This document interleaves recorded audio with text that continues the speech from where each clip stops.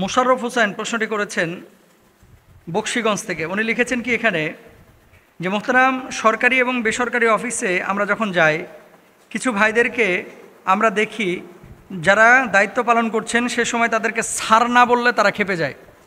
সরকারি এবং বেসরকারি অফিসে এই চিত্রটা দেখা যায়, মানে আপনি যদি ভাই বলে সম্বোধন করেন অনেকে খেপে যায়। এরকম কিন্তু অনেক ঘটনা সোশ্যাল মাধ্যমে মাঝে মাঝে দেখা যায়। দেখেন, কাকে কি বলে আপনি সম্বোধন করবেন, এটা তো নবীজির শেখানো বিষয় আছে। এবং আল্লাহ সুবহানাহু ওয়া তাআলা কুরআনুল কারীমে কিন্তু একটা কথা বলেছেন। অনেক সময় ডাক্তার দেখাইতে গিয়েছেন, কিছু ডাক্তারকে যদি আপনি ভাই বলেন একেবারে রেগে ফেটে যায়। হ্যাঁ, আমি ডাক্তার সাহেব, আমার ভাই বলছো। আর আমরা আমাদেরকে, আপনারা তো হুজুর বলেন, মোহতারাম বলেন, আমরা এগুলো পছন্দ করি না ভাই। আমাদেরকে ভাই বললে আমরা কাছের মনে করি। আমি বক্তা হতে পারি, আমি খতিব হতে পারি, আমি বিসিএস ক্যাডার হতে পারি, আমি এমপি মহোদয় হতে পারি, আমি ডাক্তার হতে পারি, আমি ইঞ্জিনিয়ার হতে পারি। আপনি কি সেটা আপনার ব্যাপার। কিন্তু যেখানে কোরআনুল কারীমে আল্লাহ তাআলা বলেছেন কি ইন্নামাল মুমিনুনা ইখওয়া, প্রত্যেক মুমিন একে অপরের ভাই। যেখানে আল্লাহ রাসূল সাল্লাল্লাহু আলাইহি ওয়াসাল্লাম বলেছেন আল মুসলিমু আখুল মুসলিম, একজন মুসলমান আর একজন মুসলমানের ভাই। তো আল্লাহ রাসূলের সাহাবীরা একে অপরকে ভাই বলে সম্বোধন করেছেন, আমরা কেন এখানে ভাই বললে রেগে যাই? শুনেন, স্যারের মধ্যে একটা হ্যাডমের ভাব আছে, বুঝছেন? আর যখন কেউ স্যার না বলার কারণে আপনার ভিতরে যদি রাগ তৈরি হয়, তাহলে জানতে হবে আপনার ভিতরে অহংকার আছে। এটা আপনার ভিতরে অহংকার আছে, এটাই বাস্তব।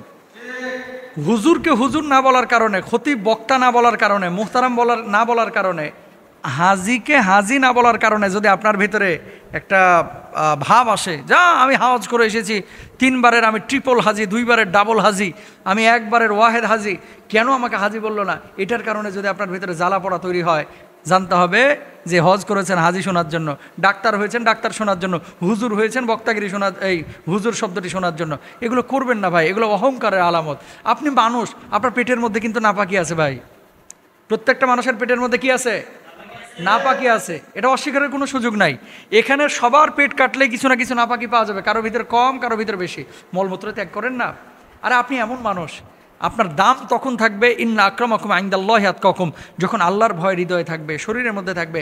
অহংকার মুক্ত জীবনযাপন যখন আপনি করতে পারবেন, তখন এই জীবনের দাম আছে, এই মানুষগুলোর দাম আছে। যদি না করতে পারেন, এই মানুষের দাম নাই, জীবনের কোনো দাম নাই ভাই। সুতরাং আপনি ডাক্তার হয়েছেন, কি হয়েছে? আপনি ইঞ্জিনিয়ার হয়েছেন, কি হয়েছে? হ্যাঁ, কোনো অফিস যদি এটা বাধ্যতামূলক করে দেয় যে এখানে স্যার বলে সম্বোধন করতে হবে, সেটা সে অফিসের বিষয়। সে রাষ্ট্র যদি আইন করে, সেটা সেখানের বিষয়। কিন্তু ভাই, এই ডাকটাই যতটা না কাছে টানা যায়, যতটা ফ্রেন্ডলি এবং ফ্রিলি মানুষের সাথে নিজেকে উপস্থাপন করা যায়, স্যারের মধ্যে কিন্তু সেই মানে ফ্রেন্ডলি আচরণটা ভাই পাওয়া যায় না। সুতরাং আপনাদের যাদের এই ধরনের প্রবলেম আছে, ভাই বললে রেগে যান বা স্যার কেন বলতেছে না, এরকম ভিতরে যদি কোনো জ্বালা থাকে, এই জ্বালাটা চেঞ্জ করেন ভাই। কালকে আপনিও মরবেন, আপনিও যে 3.5 হাত কবরে যাবেন, কেবিনের মধ্যে যাবেন, যে কবরের মাটি আপনাকেও খেয়ে ফেলবে, সে কবরের মাটি আমাকেও খেয়ে ফেলবে।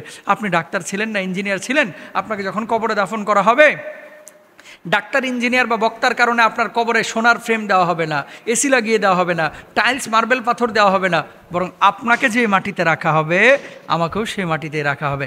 সুতরাং মানুষ হন, মনুষ্যত্বের মানুষ হন। শিক্ষিতের হার অনেক বেড়েছে এই সমাজে, আসল মানুষের সংখ্যা কমে গেছে।